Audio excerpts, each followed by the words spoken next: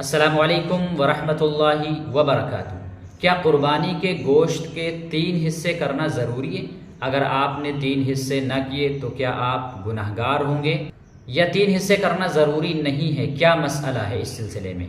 تو دیکھیے، مسئلہ یہ ہے کہ قربانی کے گوشت کے 3 حصے کرنا ضروری نہیں ہے، بلکہ ایک مستحب عمل ہے، بہتر اور افضل عمل ہے کہ آپ اپنے گوشت کے 3 حصے کر لیں، ایک اپنے لیے، دوسرا حصہ اپنے رشتہ داروں کے لیے، ملنے جلنے والوں کے لیے، اور تیسرا حصہ غریبوں اور محتاجوں کے لیے۔ یہ بہتر عمل ہے کہ آپ 3 حصے کر لیں، ایک خود کے لیے یعنی اپنے گھر والوں کے لیے، دوسرا حصہ رشتہ داروں کے لیے، اور تیسرا حصہ غریبوں کے لیے۔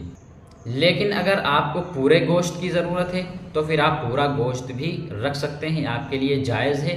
مثال کے طور پہ آپ کا بہت بڑا خاندان ہے اور آپ نے قربانی کی ہے، وہ پورے خاندان ہی میں گوشت تقسیم ہو جائے گا، بڑھ جائے گا، اس کو استعمال کر لیا جائے گا، تو پھر آپ اس کو استعمال کر سکتے ہیں۔